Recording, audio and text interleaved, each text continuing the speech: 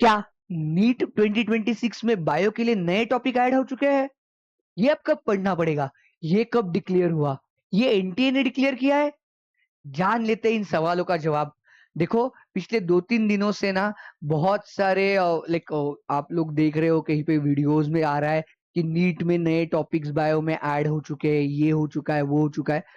बच्चों, ये थोड़ा-सा मिसलीडिंग है आज के डेट में तो एटलीस्ट कि नीट के लिए ही वो नए टॉपिक्स ऐड नहीं हुए हैं। जो नोटिफ़िकेशन आया हुआ है, वो एनटीए की तरफ से नहीं आया है। वो 12th सीबीएसई जिनकी बोर्ड की एग्ज़ाम है, जो रिटन सब्जेक्टिव बोर्ड की एग्ज़ाम देने वाले हैं, उनके लिए है वो टॉपिक्स। आप लोगों को अभी घबराने की, पैनिक होने की कोई ज़रूरत नहीं। अगर ऐसे टॉपिक डिक्लेयर होते तो एनटीए नहीं तो एनएमसी ये प्रॉपर नोटिफ़िकेशन के साथ उनके वेबसाइट पे ये डिक्लेयर करेगा। अगर उन्होंने डिक्लेयर किए तो हम लोग मानेंगे कि ये टॉपिक्स नीट के लिए ऐड हो चुके हैं। तब तक फिलहाल आप लोगों को पैनिक होने की ज़रूरत नहीं है। आप लोग जो पढ़ रहे हो, उस पे कॉन्संट्रेट करो। आपको पैनिक होकर आपके पढ़ाई पे अफ़ेक्ट करने की ज़रूरत नहीं। हम लोग आपको ऑफ़िशियल नोटिफ़िकेशन के साथ बताने के लिए है। Trust us, we are there for you. तो कोई भी वीडियो देखकर पैनिक होने की ज़रूरत नहीं है। हाँ, तो इसकी सबसे इम्पोर्टेंट चीज़ है हम लोगों को समझना है there are certain topics that have been added into the CBSE. अब देखो उसमें से ना बहुत सारे टॉपिक्स ना बहुत पहले से है। ऐसे नहीं कि कल जाकर उन्होंने ऐड किए। उसमें से कुछ टॉपिक पे ऑलरेडी सब्जेक्टिव एग्जाम में क्वेश्चन आ चुके हैं। ऐसे नहीं है कि सब कुछ नया आया है। हाँ, अब ये रील के ज़माने में बहुत पॉपुलराइज़ कर रहे हैं, बट ऐसा नहीं है कि पूरा का पूरा नया है। इस पे पहले से लोगों को मालूम है। 2-3 साल पहले ये टॉपिक्स ऐड हो चुके थे। उसमें से एक टॉपिक पे क्वेश्चन आ भी गया है। कौन-सा? मैं बता देता हूँ। चलो, तो आज मैं ये वीडियो स्पेशली अपने सीबीएसई के बच्चों के लिए लेकर आया हूँ, जो 12th बोर्ड की एग्ज़ाम सीबीएसई की देने वाले हैं। उनके लिए ये इम्पोर्टेंट पार्ट है। हाँ, नीट वाले बच्चों आपको इन टॉपिक को लेकर पैनिक होने की ज़रूरत बिल्कुल भी नहीं है। ये फिलहाल सिर्फ़ सीबीएसई ने उनके बोर्ड एग्ज़ाम के लिए, सब्जेक्टिव एग्ज़ाम के लिए ऐड किए हुए टॉपिक्स हैं। हाँ, वो है, हम लोग पढ़ेंगे, जैसे ज़रूरत पड़ेगी वैसे मैं सारी वीडियो डालता रहूँगा। आपको ऑथेंटिकेट इन्फॉर्मेशन मैं देता रहूँगा। So don't get panic. तो आप लोगों ने उस वीडियो में देखा होगा कि यार राइस जीनोम प्रोजेक्ट ऐड हुआ है, रामसर साइट हुई है, जुडिशियल यूज़ ऑफ एंटीबायोटिक्स, ये कुछ टॉपिक्स ऐड हुए हैं। हाँ, है। इसका तो जुडिशियल यूज़ ऑफ एंटीबायोटिक्स हम जब लेक्चर्स प्रॉपर देखते हैं, उस वक़्त हम लोगों ने ह्यूमन हेल्थ एंड डिसीज़ के वक़्त हमने इस पे बहुत बात की है कि how the judicial use of antibiotics should be done. ये आप लोगों को जिन्होंने ह्यूमन हेल्थ एंड डिसीज़ ये चैप्टर अच्छे से पढ़ा है, उनके लिए ये कोई दिक्कत देने वाला काम नहीं है। हाँ, 2 टॉपिक्स हैं जो बहुत इम्पोर्टेंट है। थोड़े से डायरेक्टली हम अगर इन्फॉर्मेशन नहीं है आपके पास, अगर आपने उसकी पढ़ाई नहीं की है, तो आपको आना थोड़ा दिक्कत दे सकता है। ऐसे 2 टॉपिक है, उन्हीं 2 टॉपिक का वीडियो मैं यहाँ पर लेकर आया हूँ। और वापस बताता हूँ, this video currently is only for the boards, CBSE board. Dengue chikungunya 2 साल पहले ऐड हुआ है। आप लोग देखोगे हमारे पीडीएफ में या जब हमारा रेगुलर लेक्चर हुआ है, वहां पे हमने डिटेल डेंगू चिकनगुनिया पढ़ा हुआ है। ये आज की बात नहीं है। डेंगू चिकनगुनिया भी 2 साल पहले ऐड हो चुका है। हाँ, आप आपने हमारे पेपर्स देखे होंगे पार्ट सिलेबस की जो अपनी टेस्ट सीरीज हुई, उसमें डेंगू चिकनगुनिया पे एक्सप्लिसिट क्वेश्चन भी आ चुके हैं। हाँ, that has been added into the आपकी नीट की एग्ज़ाम में। हाँ, अभी जो हम लोग जो टॉपिक डिस्कस करने वाले हैं, उसका एनएमसी ने या एनटीए ने ऑफिशियल नोटिफिकेशन अभी तक नहीं दिया है। ये सिर्फ बोर्ड एग्ज़ाम के लिए है। चलो, without wasting your time, let's begin with this topic. देखो, मैं आपको ये हैंड रिटन नोट्स के साथ जो बोलेगा ना मुझे कमेंट में मुझे हैंड रिटन नोट्स चाहिए, उसको पीडीएफ आप अपना आइदर टेलीग्राम नंबर दे दो या आप मुझे अपना ईमेल आईडी नीचे दे दो। मैं ये फाइल आप लोगों के साथ शेयर कर देता हूँ, इसके प्रॉपर नोट्स के साथ। अगर सब्जेक्टिव में कितने भी मार्क्स का क्वेश्चन आ जाए, आपको फुल ऑन फुल मार्क्स मिल जाएंगे ये। ये नोट्स पढ़कर। आपको इतनी ही नोट्स पढ़ने की जरूरत है, बहुत ज्यादा कुछ पढ़ने की जरूरत नहीं। जैसे देखो, मॉलिक्यूलर बेसिस ऑफ इनहेरिटेंस नाम का जो आपका चैप्टर है, जिसके एंड में डीएनए फिंगरप्रिंटिंग के लाइक पहले हम लोगों को ह्यूमन जीनोम प्रोजेक्ट के बारे में बताया गया। उसमें हम लोगों ने पढ़ा है कि how the our genome was like completely sequenced and कितनी जीन्स है, कैसे है, ये भी हम लोगों ने देखा हुआ है। वो एनसीईआरटी के टेक्स्ट बुक में हम लोगों को कंप्लीट दिया। ये सप्लीमेंट्री रीडिंग वाला जो पार्ट है या सप्लीमेंट्री पार्ट है, उसमें उन्होंने ये टॉपिक दिया है, rise genome project. This is something additional. जैसे ह्यूमन जीनोम प्रोजेक्ट है ना, वो एनिमल्स के लिए, बेसिकली ह्यूमंस के लिए, वैसे राइज जीनोम प्रोजेक्ट का बेसिक है कि हम प्लांट्स के बारे में जान सकें। तो हम एक एक चीज, सिर्फ इंट्रोडक्शन नहीं, कैसे किया, लाइक इसका इंपॉर्टेंस क्या आया, हम लोगों को क्या क्या फाइंडिंग्स हुई, और मैं तो बताने वाला हूँ लाइक हमारा इंडिया का इसमें क्या रोल है, ये भी हम इस पे डिस्कस करने वाले। चलो एक एक पॉइंट को हम डिटेल डिस्कस कर लेते हैं, ताकि आप लोगों को अगर इस पे सब्जेक्टिव में क्वेश्चन आ जाए तो आपका कोई कंफ्यूजन ना रहे। ये पीडीएफ आपको पूरे मार्क्स देकर ही जाएगी, don't worry about it. Rice is one of the world's most important food plant. हम लोगों ने देखा है कि मेजॉरिटी ऑफ पॉपुलेशन में, दुनिया भर में, rice is one of their staple food. होता ही है उनके डाइट में, राइस होता ही है। आप लोगों को याद होगा, हमने बायोटेक्नोलॉजी में डिस्कस किया है, as rice is one of the most important and like commonly consume food. जब विटामिन ए की डेफिशिएंसी को हम लोगों को टैकल करना था, तो हम लोगों ने गोल्डन राइस बनाया। हम लोगों ने मतलब बायोटेक्नोलॉजी की हेल्प से बनाया है ना। तो rice is a very common and important food in the entire world. सब लोग, बहुत सारी लाइक दुनिया भर में राइस कंज्यूम किया जाता है, और it has become very important food in the world. Rice is monocarpic and annual plant. Annual plant है, साल भर में एक बार आता है। आप लोगों को आपने स्कूल डेज में पढ़ा होगा ना, rice is a kharif plant, याद है? अ, तो वहां पे like like during the June to September, ये उसका सीजन होता है। वहां पे सबसे ज्यादा लाइक हमारे यहाँ पे ईल्ड होती है। अब दुनिया भर में देखो, एशिया में बहुत ज्यादा राइस का कल्टीवेशन होता है, और लाइक उसमें डिमांड भी एशिया में बहुत ज्यादा है। और देखो, दुनिया भर में ही है, पर एशिया में बहुत ज्यादा, कि because this climate is very favourable, very much favourable for the growth of rice plant. तो rice is monocarpic as well as the annual plant है। Rice belongs to the grass family. आप मुझे comment में बताओ कौन सी family, family का नाम मैंने जानबूझ के नहीं लिखा है। I want it from you, तब मुझे पता चलेगा कि आपने ये वीडियो कंप्लीट देखा कि नहीं देखा। You are going to tell me the name of family having short generation time. देखो, दिस इज वेरी इंपॉर्टेंट। देखो, जीनोम प्रोजेक्ट करना है आप लोगों को। अब जीनोम मतलब क्या मालूम होता है? हम complete we understand about the haploid set of the chromosomes, उसके बारे में हम लोग पढ़ते हैं। जीनोम की डेफिनेशन हम लोगों ने principles of inheritance and variation नाम के चैप्टर से हम लोगों ने इसको पढ़ना शुरू किया था, उसके बारे में हमने बोला था। हाँ, तो यहाँ पे देखो, इसका जनरेशन टाइम भी बहुत कम है। राइस का जनरेशन टाइम भी कम है। So this is that's why I would say they might have chosen a rice as a the first crop for the study of genome project or the entire genome. It has much smaller genome and greatest biodiversity. आप लोग देखो, आपको याद है कि नहीं मुझे मालूम नहीं, या नहीं है तो एक बार वापस देख लेना कि लाइक बायोडाइवर्सिटी इस चैप्टर में हमने देखा है, there are nearly 50,000 different genetic varieties of rice plant. Number है, हमने नंबर इन बायोडाइवर्सिटी वाला जो मेरा वीडियो है उसमें भी मैंने। और वहीं पे देखो, आप बायोटेक्नोलॉजी में हम लोगों ने देखा है there are nearly 2 lakh different strains alone in India, ऐसा वर्ड है। और ये in India genetically different varieties है।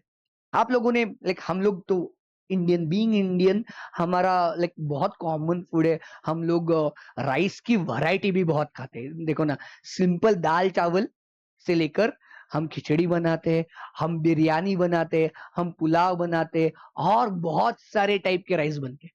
और हर एक का राइस की देखो वैरायटी जैसे अलग है ना, वैसे ही उसकी टेस्ट, अरोमा, आप देखते हो कि उसका साइज अलग अलग है। आप जैसे वो कोरियन फूड में आता है, देखो स्टिकी राइस, जैसे हमारे लाइक इंडिया में हम लोग या महाराष्ट्र में कॉमनली इंद्रायणी करके कहते हैं। That is another variety of rice. It is a sticky rice. आप वही देखते हो बासमती राइस, पेटेंट वॉर, हाँ बायोटेक्नोलॉजी में हमने पढ़ा हुआ है, हाँ like American company try to take a patent, हाँ याद है आप लोगों को याद आ रहा है, हाँ तो इसीलिए राइस इंपॉर्टेंट है। और बीइंग इंडियन हम लोगों के लिए राइस तो बहुत ज्यादा इंपॉर्टेंट है। हम लोग लाइक बहुत कॉमनली राइस खाते हैं, बहुत कम लोग होते हैं कि जिनको राइस बिल्कुल भी अच्छा नहीं लगता या खाते ही नहीं, मैं ऐसे नहीं बोलता कि नहीं होते, होते बट कंपैरेटिवली कम। बहुत सारा लाइक बिरयानी तो खाने वाले बहुत लोग होते हैं। मुंह में पानी आ रहा है मुझे मालूम है आपके, पर ये सुन लो पहले। its genome shows the collinearity with wheat, barley and maize. This is another important reason why we might have chosen. पहला है इसका जीनोम छोटा है। अगर जीनोम छोटा है तो उसको स्टडी करने में लगने वाला टाइम भी कंपैरेटिवली कम है। छोटा जीनोम है ना, जल्दी सीक्वेंसिंग हो जाएगा। जितने जल्दी हम सीक्वेंसिंग कंप्लीट कर पाएंगे उतनी जल्दी हम उस पे रिसर्च कर पाएंगे। ये बहुत इंपॉर्टेंट है, इसलिए इसका smaller genome was one of the very important reason why we chose the rice. Another, its genome shows the collinearity with wheat, barley and maize. देखो अब और भी एक दो तीन वैरायटीज है सीरियल से या ग्रेन से जिनकी बहुत कॉमन यूज है all over the world. Wheat, barley, मेज, इनका भी बहुत कॉमन यूज होता है। हाँ, और कोलिनियरिटी है, मतलब एग्जैक्टली आइडेंटिकल नहीं बोल, सिमिलैरिटीज है। हम उनको प्रेडिक्टेबिलिटी के साथ यूज कर सकते हैं, स्टैटिस्टिकली हम लोग एक दूसरे के साथ कोरिलेट कर सकते हैं, इसलिए हम लोगों ने राइस को चुना। देखो इस राइस जीनोम प्रोजेक्ट में नियरली 10 कंट्रीज, ये देखो आपको अगर मालूम होगा या आपको सब्जेक्टिव में थोड़ा सा लिखने में होगा तो ये इंपॉर्टेंट आप लोगों को पता चलेगा। There are total 10 countries that participated in this project, started from the Japan. हाँ जापान से स्टार्ट हुआ, और यूएस है, चाइना है, यूके है, ऐसे और इंडिया भी है। मैं बताने वाला हूँ, मैंने बोला आप लोगों को कि I am going to tell you what was the contribution of India in rice genome project. हम इसके बारे में बात करने वाले हैं बच्चों। हाँ तो लाइक ऐसे 10 कंट्रीज है जिन्होंने they participated in the entire sequencing process of the rice genome, उसमें उन्होंने पार्टिसिपेट किया। हाँ आगे देखते हैं लोग, like reasons for sequencing rice. सबसे पहले हम लोगों ने राइस ही क्यों चुना। अब मैंने जाते जाते एक दो बार, दो तीन बार आप लोगों को ये बताया कि क्यों किया। First was it is important crop, सबसे इंपॉर्टेंट क्रॉप है ये ऑल ओवर द वर्ल्ड के लिए। आप एशिया में आप देखो ना, मतलब हम वर्ल्ड का जो पॉपुलेशन की बात करते हैं तो देखो ओनली एशिया, एशिया की हम जब बात करेंगे, पूरे दुनिया का पॉपुलेशन हम मानते हैं 8 बिलियन है, और एशिया में इंडिया प्लस चाइना का ऑलमोस्ट 3 बिलियन है। हाँ ऑलमोस्ट, मैं एग्जैक्टली वैल्यूज नहीं बता रहा हूं, मैं ऑलमोस्ट 3 बिलियन है। हाँ तो आप मान सकते हो कि Asia contributes nearly 50% of the population of the world. तो एशिया में सबसे ज्यादा, मतलब 50% से ज्यादा दुनिया में कंज्यूम होने वाला क्रॉप है ये, आप मान सकते हो कि like rice. So it is important crop, largest food source for the poor people also. Like हम लोग बोल सकते हैं कि जिनका the countries which are not financially very well grown, और they are not very independent countries, जिनका financial बहुत ज्यादा प्रॉब्लम्स होते हैं, ऐसे कंट्रीज में भी मेजॉरिटी सोर्स ऑफ फूड करके हम लोग राइस यूज करते हैं। एक छोटा सा जियो पॉलिटिकल है, मुझे मालूम है थोड़ा सा बाहर है, पर आप लोगों को याद दिलाने के लिए या आपको फाइनल आंसर लिखते वक्त ना ये हिंट याद आ जाएगी। आप लोगों को याद होगा कि बीच में लाइक हमारी नेबरिंग कंट्रीज है, बांग्लादेश है या लाइक श्रीलंका है, वहां पे बहुत सारे पॉलिटिकल टर्मोइल हुए थे। आप लोगों ने अगर न्यूज़पेपर है, साल दो साल पहले की बात है, तब इंडिया ने इन दो कंट्रीज को राइस ही एक्सपोर्ट किया हुआ था उस वक्त से। मतलब मैंने भी उस वक्त यही सोचा कि पहले हम लोगों ने राइस क्यों किया, because it is a good source और the largest food source even for the poor people. तो उनके लिए भी ये बहुत easily good source of energy भी बन जाता है rice, like rich in starch, हम लोगों को मालूम है। सो इट इज रिच, बाकी भी है बट रिच इन स्टार्च, तो बहुत इजीली एनर्जी सोर्स मिल जाता है। So even for the poor people this is one of the very important food, and its demand is more likely to increase. Day by day rice की जो demand है वो increase होने वाली है। आप बोल सकते हैं सर हाँ इंडिया में बिरयानी खाने वाले लोगों की लाइक नंबर बढ़ रहा है, that is a joke of part, but फिर भी हाँ दुनिया भर में, क्योंकि लाइक लार्जेस्ट फूड सोर्स बन जाता है ना ये, और इजी सोर्स है। लाइक उसको लाइक पकाकर उससे एनर्जी ऑब्टेन करना भी कंपैरेटिवली इजी है। So its demand is more likely to be increasing in the future, जैसे हम लोग देखेंगे वैसे इसकी इंक्रीज हो जाएगी। ऐसा मानना है कि only in Asia it's demand would rise beyond 35%। Only Asia में इसकी डिमांड 35% से आज जितनी है उससे ज्यादा बढ़ने वाली है, लाइक विद इन 1 डेकेड और 2। तो अगर इसकी इतनी डिमांड है तो उसका उतना सप्लाई भी तो होना चाहिए। अगर डिमांड है, अदरवाइज क्या हो जाएगा, बहुत लाइक प्रॉब्लम्स हो जाएंगे। अब देखते हैं हम एक्चुअल प्रोजेक्ट में हुआ क्या, किया क्या और कैसे। राइस जीनोम सिक्वेंसिंग, इसका ये राइस जीनोम प्रोजेक्ट में इसका जीनोम सिक्वेंसिंग कैसे किया गया, इस पे भी हम थोड़ी सी बात करेंगे। अब यही हमारा मेन पार्ट है। वो तो सारा थोड़ा सा इंट्रोडक्टरी पार्ट था, आप लोगों को पता होना चाहिए कि राइस ही क्यों साइंटिस्ट लोगों ने चुना, ये बता रहा था मैं। अब देखेंगे एक्चुअली राइस जीनोम में किया क्या। It started somewhere in the 1997, सितंबर 1997 आप पकड़ सकते हो, and it completed in 2004 with 99.9% of accuracy. देखो कितनी ह्यूज है ये एक्यूरेसी, 99.9%। ये बहुत अच्छी अच्छी खासी एक्यूरेसी से हम लोगों ने उसका लाइक सीक्वेंसिंग करवाया है या किया गया है। हाँ, सो देखो ये कब स्टार्ट हुआ था, ये क्वेश्चन के लिए इंपॉर्टेंट है। 1997, इट गॉट कंप्लीटेड इन 2004। हाँ, ये दोनों values and like the accuracy like tremendous mind boggling accuracy के साथ हम लोगों ने ये काम किया है, 99.9% एक्यूरेसी के साथ। Oryza sativa, Oryza sativa is the scientific name of rice. अब इसकी मैंने जैसे अभी हमने जाते जाते बात की थी कि जैसे इंडिया की वैरायटी, इंडियन वैरायटीज है, जापानीज वैरायटीज है, या आप देख सकते हो बाकी की कुछ कंट्रीज में आने वाली अलग अलग वैरायटीज है।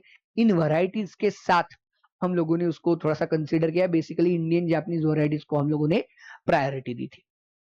सो ओराइजा सटाइवा हैज 12 क्रोमोसोम्स। देखो हाँ, अब हम जीनोम की बात कर रहे हैं इसलिए मैंने 12 क्रोमोसोम्स लिखा हुआ है। हाँ, जीनोम की मतलब हम हैप्लॉइड की बात करते हैं, बराबर है। तो उसके पास 12 क्रोमोसोम्स है।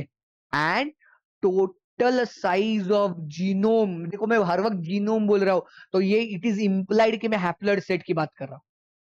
हैप्लॉइड सेट की हम बात करते हैं ना यहाँ पे, it is somewhere nearly 383 MB। अब आप बोलोगे सर MB ये थोड़ी कंप्यूटर है, MB मतलब मेगा बेसिस। हाँ, अब देखो list M is nothing but 10⁻⁶। This M is nothing but इतने बेसिस है, इतने कितने हैं बेसिस है, 383 नियरली। देखो आप थोड़ा सा मतलब मुझे मालूम है इसके बाद आप थोड़ा सा ये देखने के बाद गूगल करोगे, कहीं पे तो आपको 400 MB दिखाई देगा, कहीं पे भी आपको 384 दिखाई देगा। ये नियरली है, मतलब थोड़ा सा वैरायटी टू वैरायटी थोड़ा बहुत आगे पीछे है, इंफॉर्मेशन मिल जाएगी आपको। हाँ, पर ये M इज 10⁻⁶ बेसिस। मतलब आप मैं इसको ऐसे लिख सकता हूँ 386 इंटू 10⁻⁶ बेसिस। इतने हम लोगों को मिले। टोटल नंबर ऑफ क्रोमोसोम्स कितने थे, कितने हैं, 12। टोटल साइज ऑफ जीनोम कितना है, 383 मेगा बेसिस MB।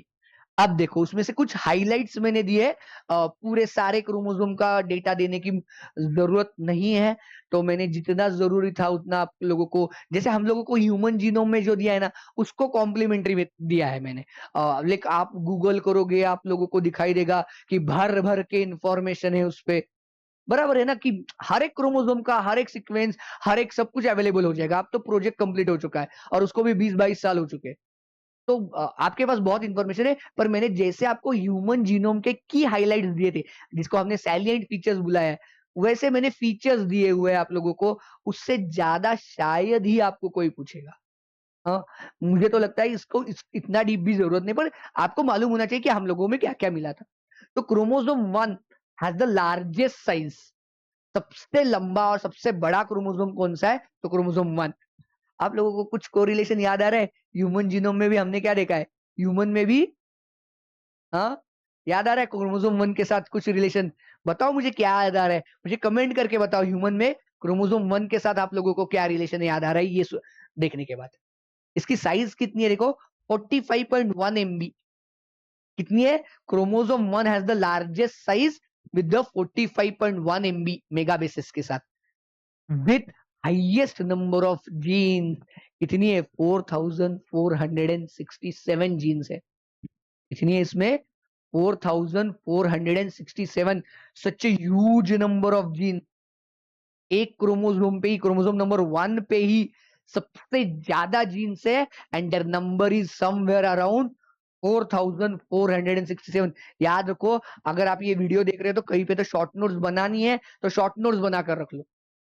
हाँ, अदरवाइज मैंने जैसे आप लोगों को प्रॉमिस किया है कि इसकी पीडीएफ आप लोगों को मिल जाएगी, आप मुझे कमेंट में पीडीएफ करके भेजो और आपका ईमेल आईडी या टेलीग्राम नंबर भेज दो, मैं आपको ये इंफॉर्मेशन भेज देता हूँ, ये पीडीएफ भेज देता हूँ, don't worry about it.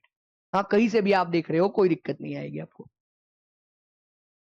Chromosome 10 is the smallest one. देखो, 1 was largest, 10 is smallest with 23.7 MB। हाँ, 23.7 MB। 10 is the smallest। देखो, largest was 1, 10 is the smallest, but उसमें देखो chromosome number 9 has fewest genes, that is 1618। हाँ, chromosome number 10 पे somewhere around 1700 jeans है, पर chromosome number 9 पे आप देखो वहां पे largest and highest same chromosome था, फॉर्चुनेटली या लाइक कोइंसिडेंटली आप बोल लो। हाँ, पर यहाँ पे देखो फ्यूएस्ट एंड स्मॉलेस्ट के लिए दो अलग है। क्रोमोसोम नंबर 10 पे सबसे लाइक वो सबसे छोटा है, बट क्रोमोसोम नंबर 9 पे सबसे कम जीन है। Chromosome number 9 has fewest genes, that is 1618, 1618। मालूम होना चाहिए आप लोगों को, ये छोटे से कुछ नंबर्स है। हाँ, आप देखो, मैंने बोला ना, India contribution in rice genome project. देखो, दुनिया में ऐसे बड़े बड़े जैसे प्रोजेक्ट होते हैं ना, वहां पे हम लोग कभी भी पीछे नहीं रहते, जनरली पीछे नहीं रहते। हाँ, तो हमारी दो इंपॉर्टेंट इंस्टीट्यूट है, उन्होंने इसमें सबसे लाइक इंपॉर्टेंट काम किया हुआ है इंडिया की। ये दो है, national research centre on plant biotechnology, इसको बहुत बार एब्रीवेट किया जाता है NRCPB। मैंने इसीलिए सिर्फ उनके पहले लेटर्स को हाईलाइट किया, जो बहुत बार आपको एब्रीवेटेड फॉर्म में आता है। NRCPB, it is in the south university of Delhi का साउथ कैंपस में ये इंस्टीट्यूट। ये national research centre for plant biotechnology. And IARI, आप देखो इसका, मैंने सर आपने इसका फुल फॉर्म क्यों नहीं लिखा, इसका तो आपने शॉर्ट फॉर्म ही क्यों लिखा है? बताओ बताओ, IARI का मैंने सिर्फ शॉर्ट फॉर्म क्यों लिखा है? Indian agricultural research institute. ये तो हमें है दिया हुआ, ये हमें दिया हुआ है ना, ये हमारे एनसीईआरटी में प्रिंटेड है, तो मैंने इसका नहीं, क्योंकि मुझे मालूम है जो एनसीईआरटी में है वो आप सब लोगों को अच्छे से आता है, मुझे मालूम है ये। हाँ, तो इसलिए मैंने इसका फुल फॉर्म नहीं लिया। IARI वापस दिल्ली, न्यू दिल्ली की ये इंस्टीट्यूट है। They participated in the sequencing of chromosome number 11। देखो, India has done the chromosome sequencing of chromosome number 11। India की ये दो इंस्टीट्यूट है, NRCPB Delhi as well as IARI Delhi. ये दो इंस्टीट्यूट ने क्रोमोसोम नंबर 11 का कंप्लीट सीक्वेंसिंग किया, and they found that there is the size of chromosome number 11 is 30.8 MB। इसकी साइज देखो 30 पॉइंट। अब ये जाते जाते बता रहा हूं, शायद इस पे कभी क्वेश्चन आएगा, इसलिए मैंने लिखा नहीं है आप लोगों के लिए। Nearly more than 1000 genes have been identified on this chromosome number 11। Chromosome number 11 पे बहुत सारी जीन्स मिली, 1000 से ज्यादा जीन्स मिली है। और मैं बताता हूँ, उसमें बैक्टीरियल ब्लाइट नाम का एक डिसीज है। अब हुआ क्या है, कुछ जो आपका इंप्रूवमेंट इन फूड प्रोडक्शन नाम का जो चैप्टर हटाया गया है ना, उसमें बैक्टीरियल ब्लाइट नाम का एक डिसीज हुआ करता था, मतलब वहां पे है, रेफरेंस था पहले, अभी है नहीं चैप्टर, तो आप लोगों ने पढ़ा नहीं है, और लाइक आपको जरूरत भी नहीं है फिलहाल के लिए। तो बैक्टीरियल ब्लाइट अगर राइस को होता है, तो उसके लिए रेजिस्टेंस के लिए इनहेरेंट जीन इस क्रोमोसोम नंबर पे है, जो बैक्टीरियल ब्लाइट के, और ऐसे बहुत सारे हैं, पर उसमें से ये बहुत कॉमन डिसीज था बैक्टीरियल ब्लाइट करके। हाँ, जिसको रेजिस्टेंस की जो जीन है वो इस क्रोमोसोम पे, दैट इज क्रोमोसोम नंबर 11 पे सिचुएटेड है। कौन से क्रोमोसोम पे बता रहा हूं मैं? क्रोमोसोम नंबर 11 पे, जो हम लोगों ने, इंडिया ने सीक्वेंस किया हुआ है। Around 1000, more than 1000 genes have been identified उसी वक्त। मिलिए, इसका नंबर ज्यादा है क्रोमोसोम नंबर के 11 पे होने वाली जीन्स का, अदरवाइज सिर्फ 1000 होती तो इससे इसमें ही इंक्लूड होता, उससे बहुत ज्यादा है, 1800 के अराउंड कुछ तो है इसका। हाँ, बट उसमें से 1000 जीन है वो लाइक हम लोगों ने उसी वक्त आइडेंटिफाई की थी, एंड उसमें से सबसे इंपॉर्टेंट जीन है बैक्टीरियल ब्लाइट डिसीज का रेजिस्टेंस वाली जीन है ये, क्रोमोसोम नंबर 11 पे। ठीक है, ये था पूरा जीनोमिक डीएनए। हाँ, बट प्लांट सेल है, प्लांट सेल के पास दो ऐसे सेल ऑर्गेनेल्स होते हैं जिनके पास खुद का अपना डीएनए होता है। याद है, हम लोग प्लांट सेल की बात कर रहे हैं, तो प्लांट सेल के पास ऐसे दो ऑर्गेनेल्स होते हैं, हाँ, माइटोकॉन्ड्रिया एंड क्लोरोप्लास्ट। हाँ, तो mitochondrial DNA is of 0.491 MB, which has nearly 96 genes, and chloroplast DNA is a 0.135 MB, 0.135 MB, and it has 159 genes। देखो, जब मैंने पूरा जीनोम का साइज दिया है, उसमें ये दो ऑर्गेनेलर लाइक जीनोम ऑलरेडी इंक्लूडेड है, इन दोनों को मिलाकर है वो जो नियरली 383 MB का मैंने जो जीनोम का साइज बोला हुआ है ना आप लोगों को, उसमें ये दोनों ऑलरेडी इंक्लूडेड है। पर यहां से ऊपर की जो हम बात कर रहे हैं ना, इन दोनों के ऊपर की, वो सारी जीन्स की बात या जीनोमिक डीएनए की मैं बेसिकली बात कर रहा हूँ, जो लाइक उनके न्यूक्लियस में ये दोनों अलग ऑर्गेनेलर डीएनए है। इनके शायद कभी आपको क्वेश्चन आएगा कि उसकी साइज या क्या होगा, पर आप लोगों को मालूम होना चाहिए कि इनमें भी डीएनए अलग है और उसका भी सीक्वेंसिंग हो चुका है, उसके भी सीक्वेंसिंग में हम पीछे नहीं है। We have done the sequencing of these two organellar DNA also. हाँ, आई बात समझ में? यहां तक सबको क्लियर है? हाँ, अगर कहीं पे भी आपको डाउट है तो आप कमेंट कर दो, आप कमेंट करोगे तो मैं आपको उसका जवाब दे दूंगा, डोंट वरी अबाउट इट। अब हम देखेंगे, इतना सब कुछ किया है, अरे ये बहुत एक्सपेंसिव प्रोसेस है। हाँ, सिर्फ क्रोमोसोम नंबर 11 का जो हमारे इंडिया ने किया ना, उसको कंप्लीट करने के लिए अराउंड $200 मिलियन लगे थे, अराउंड। इतना बड़ा लाइक कॉस्टली प्रोसेस है, तो इतनी कॉस्टली प्रोसेस अगर हम लोग कर रहे हैं तो उसके कुछ ना कुछ एप्लीकेशंस भी तो होने चाहिए, और उसके कुछ एप्लीकेशंस है तो उनका कुछ इंपॉर्टेंस भी तो हमारे लिए होना चाहिए, उसका कुछ इम्पैक्ट भी हमारे लाइफ पे होना चाहिए, तब जाकर हम मानेंगे कि yes, this this project is worth spending millions of dollars. तो देखते हैं हम लोग एप्लीकेशन में क्या क्या आया हम लोगों को। अंडरस्टैंडिंग प्लांट इवोल्यूशन, ये देखो, ये बहुत इंपॉर्टेंट है कि like we have always been curious about the evolution of all living organisms. हम लोगों ने इवोल्यूशन नाम का चैप्टर देखा है, वहां पे हम लोगों ने डिटेल पढ़ा हुआ है कि हम लोग अंडरस्टैंड कर रहे हैं कि like how the plant evolution has occurred over the million to billions of years. जैसे ब्रायोफाइट से ओरिजिनेट हुए, लाइक हम लोग मानते हैं ना कि ब्रायो, लाइक उसके पहले लाइक अलगी थे, लाइक या यूनिसेलुलर क्लोरोफाइसी थी, बट वहां से है आज हम इतने कॉम्प्लेक्स प्लांट्स तक पहुंच चुके हैं। ये इवोल्यूशन कैसे हुआ, उसमें जीन्स, किसी कौन सी जीन का कौन सा इंपॉर्टेंस है, कौन से जीन में क्या क्या आया, क्या नहीं है, ये सब कुछ हम लोगों को ना, जब एक बार जीनोम पता चल जाता है ना, तो उसके इवोल्यूशन का इंपॉर्टेंस हम कोरिलेट कर पाते हैं। बराबर है। Understanding the monocot and dicot plants, देखो rice it is a monocot plant. हाँ, तो हम मोनोकोट और डाइकोट, इनके इवोल्यूशन के रिलेशन को भी हम एक्स्टेब्लिश कर सकते हैं once we know about the genome of one plant. तो अभी हम लोगों को मोनोकोट में इसका अगर जीनोम हम लोगों को अच्छे से पता चल चुका है, तो उसके हिसाब से हम इसके इवोल्यूशन में कैसे एडवांसमेंट आई, क्यों आई, इसकी जरूरत क्या थी, इन सब का हम कोरिलेशन कर सकते हैं और हम उसको पढ़ सकते हैं। बराबर है। तो पहले understanding of evolution and understanding of evolution in the monocot and dicot plants, ये दोनों सबसे इंपॉर्टेंट है। Another one is improve efficiency of rice breeding. देखो, और एक बार हम लोगों को डिफरेंट जीन्स पता चल चुकी, तो हम लोग क्या कर सकते हैं, इनके जीनोम के हिसाब से हम लोग बेसिकली बेटर वैरायटीज कल्टीवेट कर सकते हैं, ब्रीड कर सकते हैं। इसकी एफिशिएंसी बढ़ा सकते हैं। जैसे मैंने अभी आप लोगों को बताया कि क्रोमोसोम नंबर 11 पे हम लोगों को बैक्टीरियल ब्लाइट नाम के डिसीज के लिए रेजिस्टेंस वैरायटी मिली।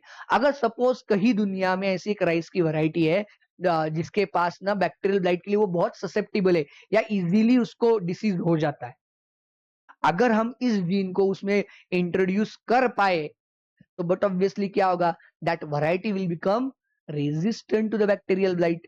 तो हम ऐसे या लाइक इसी वैरायटी को या इसी जीन को हम किसी दूसरे प्लांट में इनकॉर्पोरेट कर सकते हैं क्या, with the help of biotechnology. ये तो बायोटेक्नोलॉजी में आप देखते भी हो ना।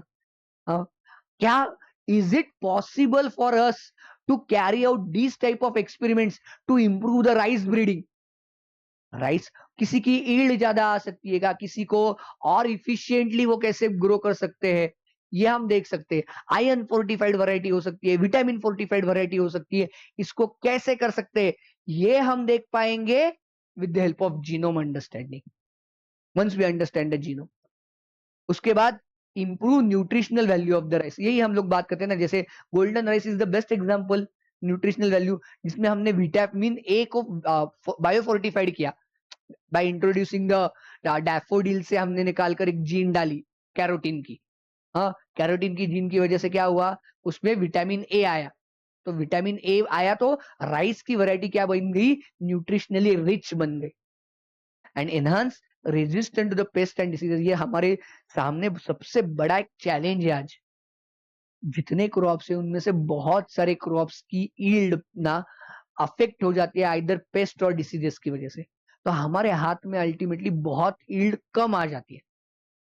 ईल्ड आती है तो उसको स्टोर करते वक्त भी बहुत प्रॉब्लम होते हैं और उसकी वजह से क्या हो जाता है, हम लोगों की अल्टीमेट ईल्ड जो फार्मर इसको उगाकर पैसे मिलने के लिए कोशिश कर रहा है उसके हाथ में भी ईल्ड कम आती है, लोगों को खाने के लिए भी अल्टीमेटली कम ईल्ड आती है। तो can we form certain pest और डिसीज रेजिस्टेंट वैरायटीज।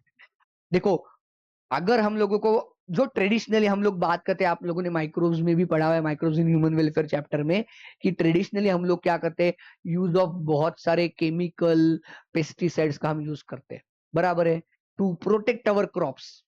और इससे होता है पोल्यूशन, और इस पोल्यूशन का इम्पैक्ट अल्टीमेटली हम लोगों पे near by water bodies affect हो जाती है, नियर बाय बहुत सारी चीजें अफेक्ट हो जाती है, सॉइल की क्वालिटी खराब हो जाती है, ये सब कुछ हो जाता है। तो उस वजह से पोल्यूशन बढ़ता है। Can we form certain varieties which are inherently resistant to the pest और द डिसीजेस। इनको वो इनहेरेंटली रेजिस्टेंट है क्या? अगर हम ऐसी कुछ वैरायटीज बना पाए इन फ्यूचर कि जिनको केमिकल पेस्टिसाइड्स की जरूरत नेग्लिजिबल है, तो क्या होगा, पोल्यूशन भी कम होगा, उस पर खर्चा भी कम होगा, ये वैरायटी बन जाएगी। हाँ, तो हम इसका भी यही इसका एप्लीकेशन है, यही इसका इम्पैक्ट है राइस जीनोम प्रोजेक्ट का, कि हम लोग ऐसी वैरायटीज बनाने की कोशिश करें। आई बात समझ में? यहां तक था वो सब कुछ आपका rice genome project which is included in the molecular basis of inheritance नाम का जो चैप्टर है, जिसमें ह्यूमन जीनोम प्रोजेक्ट के बाद इन्होंने ऐड किया हुआ है सिलेबस में आपके। अब दूसरा टॉपिक है that is Ramsar sites.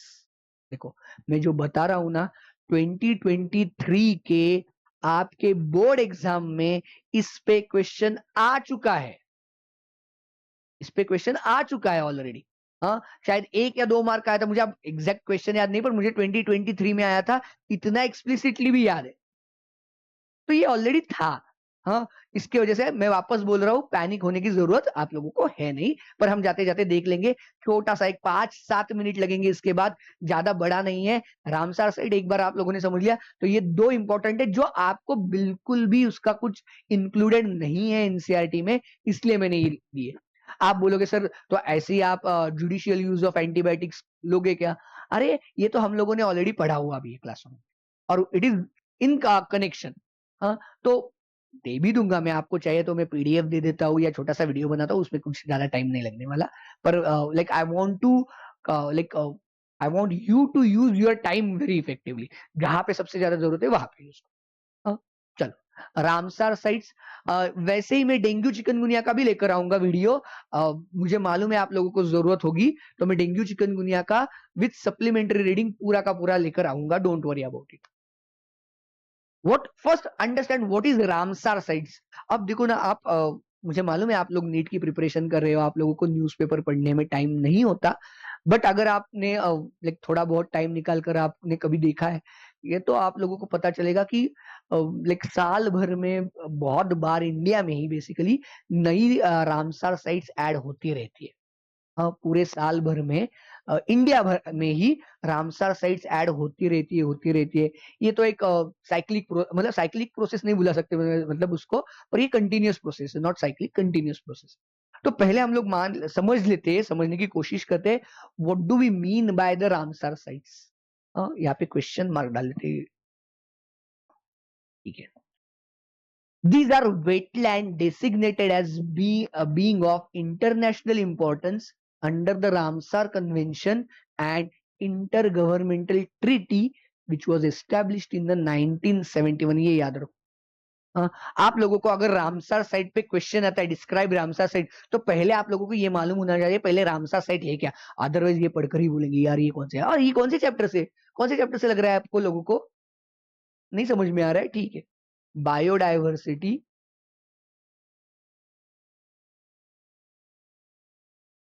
And conservation,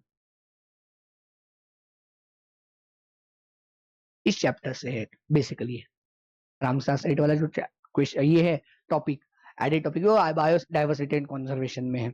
हाँ, तो ये क्या है देखो, वेटलैंड्स मतलब जहाँ पे अच्छी खासी बड़ी वाटर बॉडीज है। अब हम लोगों ने ये पढ़ा है ऑर्गेनिज्म एंड पॉपुलेशन में भी पढ़ा है बायोडाइवर्स, ये एक बन जाते हैं डिफरेंट टाइप ऑफ हैबिटेट्स। और ना देखो ये वेटलैंड्स ना बहुत इमीडिएटली अफेक्ट हो जाते हैं, जिसकी वजह से वहां का हैबिटेट, वहां की यूनिक इकोसिस्टम हम बहुत क्विकली लूज कर सकते हैं। देखो ना उसमें कुछ केमिकल्स आ जाए, लोग मतलब पानी है, पानी की वजह से लोग उसके आजू बाजू रहने लगेंगे, उसमें उनका कचरा जाएगा, वाटर का पोल्यूशन होगा, जो कुछ होगा उसके ऐसा कुछ हो गया तो पूरी वाटर बॉडी बर्बाद हो जाएगी। ये सबसे लाइक ड्रॉट आई सपोज, या बहुत लाइक साल डेढ़ साल से बारिश नहीं हुई, तो सबसे पहले ऐसे वेटलैंड्स अफेक्ट हो जाते हैं। That's why it is a Ramsar and it is designated as a wetland के लिए है ये बेसिकली।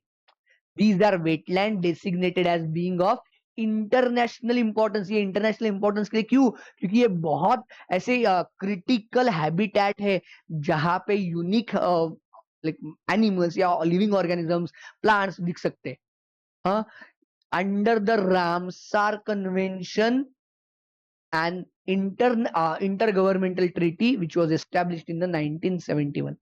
ये पूरे दुनिया के लिए एप्लीकेबल है। हाँ, तो ये 1971 में ये ट्रीटी बनाई गई, जिन्होंने लाइक ये सारे बायोलॉजिस्ट लाइक जिनका एनवायरमेंटल कंजर्वेशन के लिए बहुत काम करते थे, उन लोगों का बेसिक इंटरेस्ट था कि हमारी ये जो सारी बहुत इंपॉर्टेंट वेटलैंड्स है, उन वेटलैंड्स को कॉन्जर्व करना चाहिए, उनको बचाना चाहिए, ताकि लाइक जो इकोसिस्टम का बैलेंस है, एनवायरमेंटल बैलेंस है, ये बनता रहे, इनमें इनका रोल हम लोगों को समझ में आता रहे। इसलिए हम लोगों ने ये रामसर साइट्स ऐसे concept introduce. This conventions goal is to promote the conservation and wise use of wetland. देखो ये ऐसे नहीं बोल रहे कि वेटलैंड यूज ही नहीं करने, हाँ, क्योंकि उसके आजू बाजू लाइक इकोनॉमी भी डेवलप होती है ना। आप देखो, आप लोगों को ये मैंने तो बहुत बार बोला है, जाते जाते बोल देता हूँ कि दुनिया में सारे सिविलाइजेशंस कहीं ना कहीं वाटर बॉडी के अराउंड ओरिजिनेट हुए और वहां पे फ्लरिश भी हुए, बराबर है। तो ये जो वाटर बॉडीज, ये वेटलैंड्स जो है, उनका कॉन्जर्वेशन भी हो, वो बचे रहे, वहां की जो बायोडाइवर्सिटी है वो ज्यादा अफेक्ट ना हो, या रादर अफेक्ट बिना अफेक्ट किए, कैन वी यूज इट, वहां के वेटलैंड्स को अफेक्ट किए बिना, और उनको वो सालों साल बचे रहे।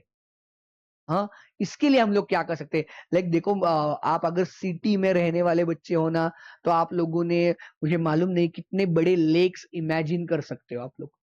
और यहाँ पे हम लोग ये वेटलैंड्स की बात करें, या यहाँ पे इस्ट्यूरीज होती है, यहाँ पे रिवर्स है, देखो मैंने नीचे दिया हुआ है।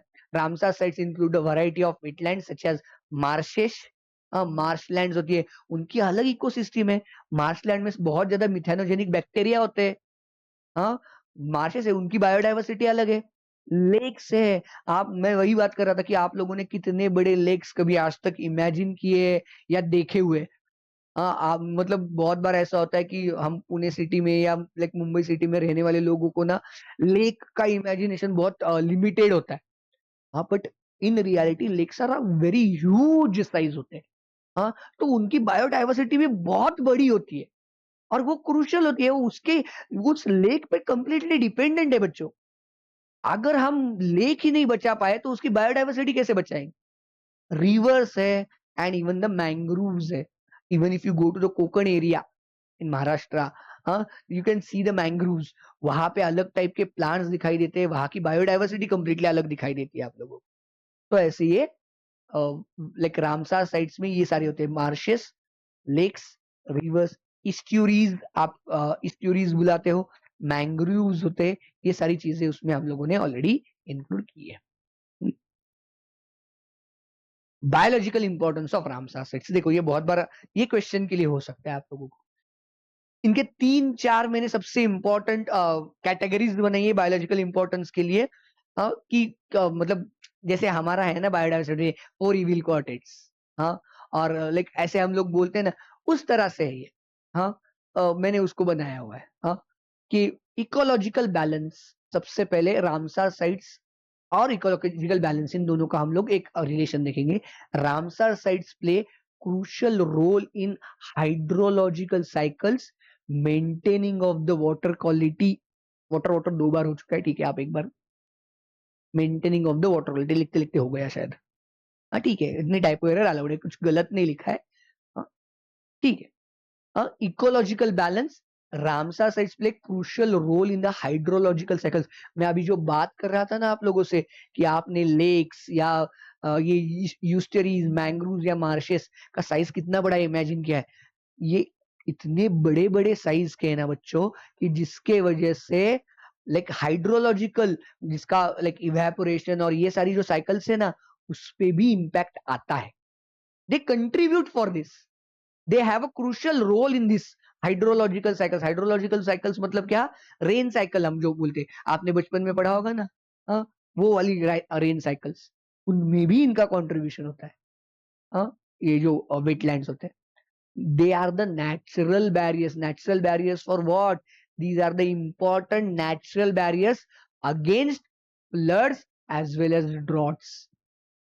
देखो, अगर कॉन्जर्व्ड है वेटलैंड्स तो ये they act as a natural barrier for the like floods. बहुत ज्यादा बारिश हुई तो लाइक उनके यहाँ पे वो लाइक पानी अकोमोडेट हो सकता है, और ड्रॉट हुई तो this might be the good supply of water for the certain period of time. आपको अगले कुछ दिनों के लिए अगर पानी का सप्लाई चाहिए तो आप यहां से कर सकते हैं। तो they act as a natural barriers इन दोनों एक्सट्रीमिटीज में। आपके आपके लिए they are going to work as a natural barriers. Biodiversity, these sites provide the vital habitat for many aquatic as well as terrestrial species. तो they become the very, देखो तो पानी है तो लाइफ है, बराबर है ना, वाटर है इसीलिए लाइफ है। तो ये वेटलैंड्स में पानी है तो लाइक वाटर में जो रहने वाले लाइक फिशेस की डाइवर्सिटी है, कुछ प्लांट्स की डाइवर्सिटी है, that is aquatic diversity as well as terrestrial. Terrestrial को भी ये सपोर्ट करते हैं, क्योंकि उनके लिए भी वाटर का सोर्स यही बन जाते हैं ना, उनके लिए भी जो वाटर का सोर्स है वो लाइक यही वेटलैंड्स बन जाते हैं। And they help to ground water recharge. Ground water recharge मतलब देखो, देखो पूरी दुनिया क्या एक या दूसरे वेटलैंड के आजू बाजू में रह नहीं सकती, बराबर है। तो ये जब वेटलैंड्स में जब पानी अक्यूमुलेट होने लगता है फॉर मेनी इयर्स, ऐसे एक दिन दो दिन की नहीं, या सालों साल ये होता है, तो वहां से दैट वाटर स्टार्ट्स परकोलेटिंग, उससे ये बनाता है एक्वीफर। सुनिए कभी ये टर्म, एक्वीफर बनाता है, and this water keeps on percolating. हाँ, तो नियर बाय एरिया में भी उसका एक्वीफर का रिप्लेनिशमेंट, रिचार्ज होना शुरू हो जाता है। तो देखो आप कहीं पे तो नियर बाय वाटर बॉडी होती है तो उसके किलोमीटर 2 किलोमीटर के रेंज में आप लाइक बोरवेल बनाते हो तो आपको पानी मिलने लगता है। हाँ, आपने पूरा निकाला तो ऐसे नहीं होता ना कि आज निकाला कल बोरवेल खत्म हो गई। हाँ, तो ये जो एक्वीफर ग्राउंड वाटर का रिचार्ज है उसमें भी ये रामसार साइट्स और लाइक वेटलैंड्स बहुत ही क्रूशियल है और वो बहुत इंपॉर्टेंट काम करते हैं। तो थोड़ा सा वेटलैंड से दूर रहने वाले लोगों को लिए भी पानी का जो रिचार्ज हो जाता है ग्राउंड वाटर का, this is nothing but mostly fresh water होता है। इस फ्रेश वाटर का रिचार्ज करने का काम भी हमारी ये रामसार साइट्स ही करती है या वेटलैंड्स ही करते हैं। आगे देखते हैं हम लोग एग्जाम्पल्स। आप बोलोगे सर ये तो पढ़ने के लिए भी नहीं आ रहा है हम लोगों को, आप क्या चाहते हो हम लोग ये पूरा लर्न करें? नहीं, मैं पहले ही बता देता हूँ, नहीं, I do not want to learn all this. हाँ, जस्ट मैं दिखा रहा हूं कि ये दिखाने के लिए क्या है कि ऑल ओवर इंडिया में हमारे आज रामसार साइट्स है। आज total 94 Ramsar sites are there in India. सिर्फ इतना नंबर भी याद रखोगे ना, टोटल 94 है तब भी काफी है। ये 94th रामसर साइट कौन से स्टेट में शायद तमिलनाडु में, बट अभी 1 महीने 2 महीने पहले आइडेंटिफाई करके हमने इंक्लूड किया है, लाइक बहुत रिसेंट है ये। अब देखो, जम्मू कश्मीर से लेके तमिलनाडु, इवन लाइक सारे केरला, सारे स्टेट्स में, महाराष्ट्र, सब में है। All over the India we can find Ramsar sites.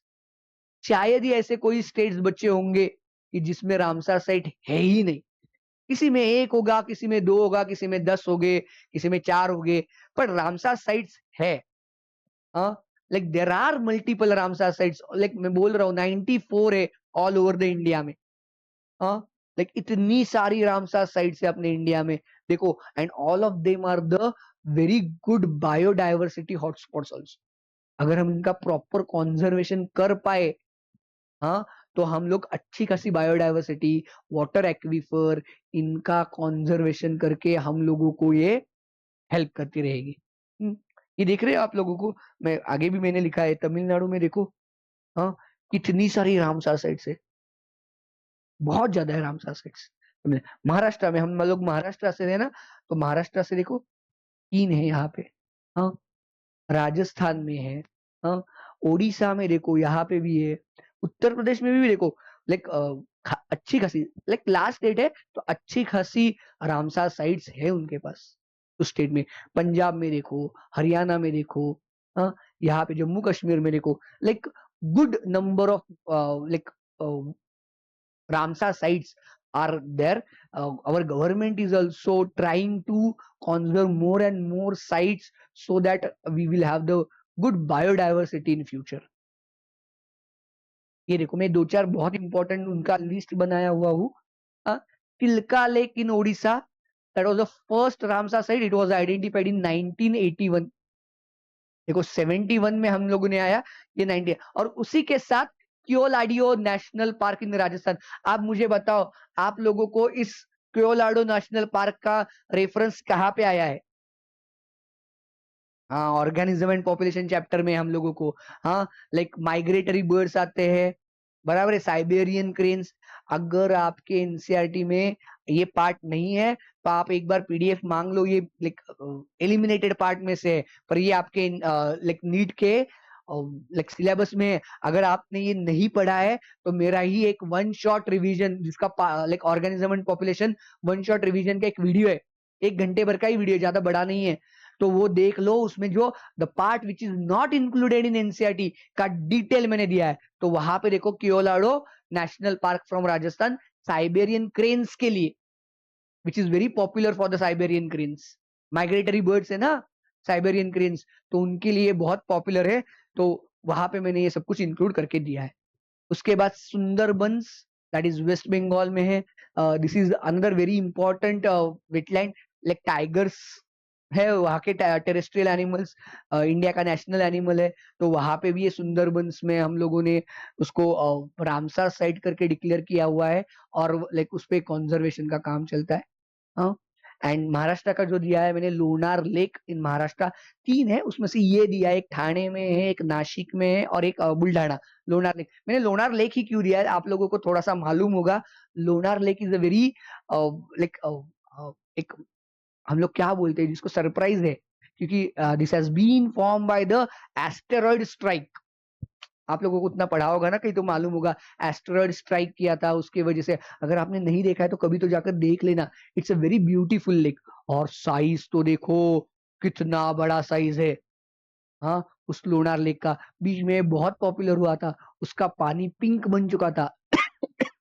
हाँ, तो इसलिए बहुत पॉपुलर बना था, मतलब न्यूज में था, पॉपुलर बना था मतलब न्यूज में आया था लोनार लेक सडनली पिंक क्यों हुआ, उसका क्या है, लाइक उस पर रिसर्च हो गई, उनका चल रहा है। हाँ, उसमें हम लोग अभी नहीं जाएंगे। But Lonar lake in Maharashtra is the like Ramsar site. हाँ, ठाणे का जो एक क्रीक बनी, ठाणे की क्रीक, तो that was like recently added है वो पार्ट। और यहाँ पे देकर रखा है मैंने, Tamil Nadu has the highest Ramsar sites in India. ये just just for your information है कि Tamil Nadu has highest Ramsar sites in India. ठीक है, चलो। तो ये दो इंपॉर्टेंट टॉपिक थे कि जो आपको फिलहाल बहुत डिस्कशन से, बहुत आप लोगों में से पैनिक हुआ, बहुत कुछ लोगों को लगा यार नीट के लिए ये तो किसी ने पढ़ाया ही नहीं, ये नहीं वो नहीं। पर मैं वापस आप लोगों को जाते जाते बताता हूँ कि अभी तक ऐसा कोई डिटेल नोटिफिकेशन एनटीए या एनएमसी की तरफ से है नहीं कि this part is included in the NEET 2026। अगर आता है तो ये वीडियो आपके लिए काफी है। हाँ, अगर उसका कोई एक्स्ट्रा सप्लीमेंट्री रीडिंग एनसीईआरटी उनके वेबसाइट पे रिलीज करती है तो मेरा ध्यान है, मैं उसका आप लोगों को पीडीएफ या उस पे अगर चाहिए। इसके अलावा तो कुछ ऐड होगा नहीं, मतलब ये मैंने जितना वीडियो में इंक्लूड किया है उससे ज्यादा तो कुछ होगा नहीं, पर अगर आया भी तो वो आप तक कन्वे करने की जिम्मेदारी मेरी है। हाँ, so that I will convey. But मुझे नहीं लगता कि अब जाकर कुछ नई टॉपिक्स आपको नीट के लिए ऐड हो जाएंगे।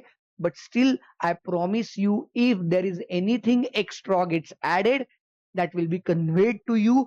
उसका एक डिटेल वीडियो में डाल देता हूँ। हाँ, इसके साथ साथ डेंगू एंड चिकनगुनिया है, जिसका हम अलग वीडियो में देखेंगे, क्योंकि अदरवाइज बहुत बड़ा लंबा वीडियो हो जाएगा। ये दो वीडियो में हमारा जो सीबीएसई के बोर्ड्स एग्जाम के लिए जो है, ये टॉपिक यहाँ पे खत्म।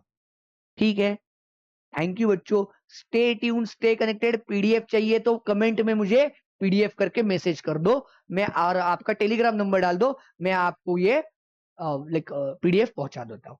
Thank you very much.